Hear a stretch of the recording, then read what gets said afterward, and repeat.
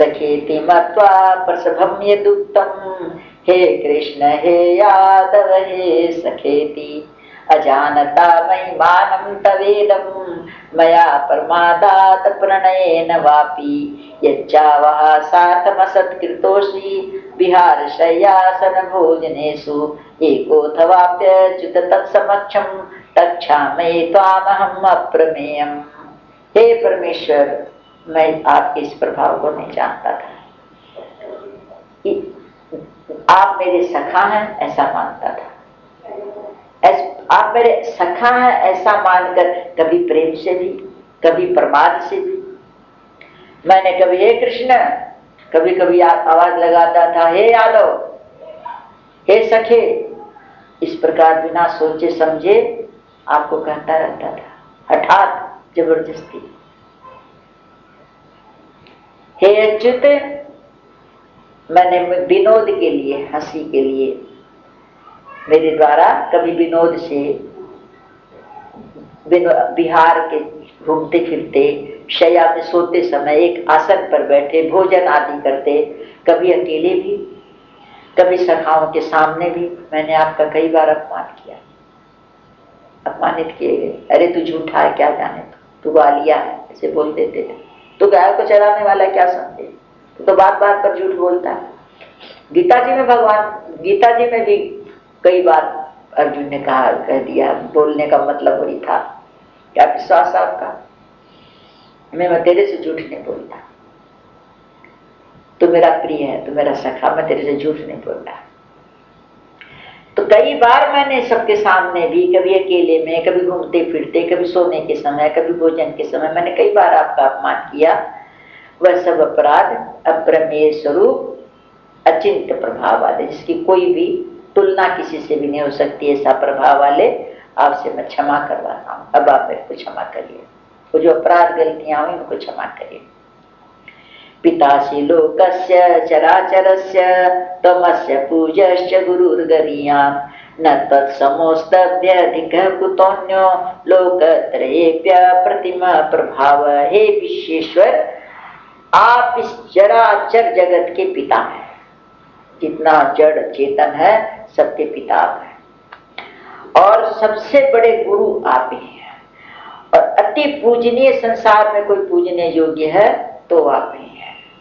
हे अनुपम प्रभाव वाले, कोई उपमा नहीं आपके प्रभाव की। तीनों एक पृथ्वी की कौन कहे, तीनों लोकों में भी आपके समान, आपसे बड़ा तो करने का कोई सवाल ही नहीं, आपके समान भी कोई दूसरा नहीं है, फिर अधिक तो हो ही कैसे सकता, आपके समान भी कोई नहीं है तीनों लोगों में।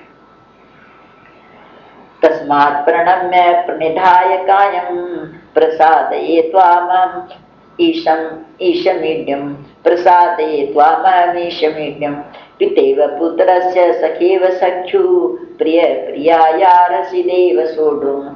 इसलिए प्रभु, मैं पूरे शरीर को भली भांति आपके चरणों में निवेदित करके प्रणाम कर रहा हूं, पूरा शरीर साष्टांग।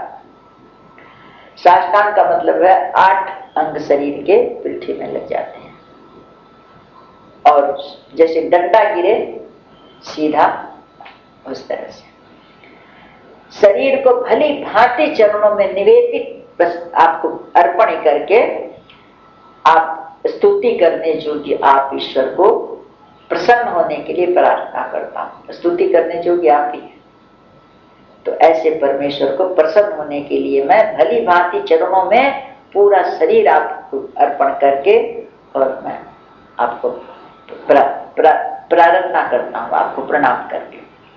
हे देव, अब मेरे अपराधों को किस तरह से क्षमा कर दीजिए, जैसे पिता अपने पुत्र से कोई अपराध होता तो क्षमा कर देता है, सखा जैसे सखा एक मित्र का अपराध क्षमा कर देता है, और अपनी प्रीतमा पत्नी से अगर कुछ गलती हो जाए तो पति उसको क्षमा कर देता है, वैसे ही आप भी मेरे अपराध को सहन करने की योग्य हैं, योग्य आपको करना चाहिए।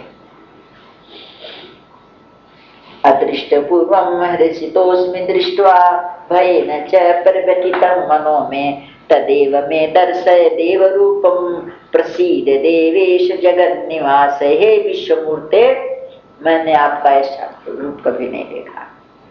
ऐसा आश्चर्यमय रूप आपका देख करके मैं हर्षित हो रहा हूँ और मेरा मन ऐसे व्याकुल भी हो रहा है, हर्ष भी हो रहा है और व्याकुल भी हो रहा हूँ। इसलिए आप अपने चतुर्भुज विष्णु रूप को मुझे दिखाइए। हे देवेश, हे जगत निवास, प्रसन्न होइए, अब मेरे को चतुर्भुज रूप दिखाइए। चतुर्भुज रूप पहले अर्जुन को बहुत बार दिखाया ना। भगवान द्वारका जाने के बाद बहुत बार चतुर्भुज रूप धारण करते थे।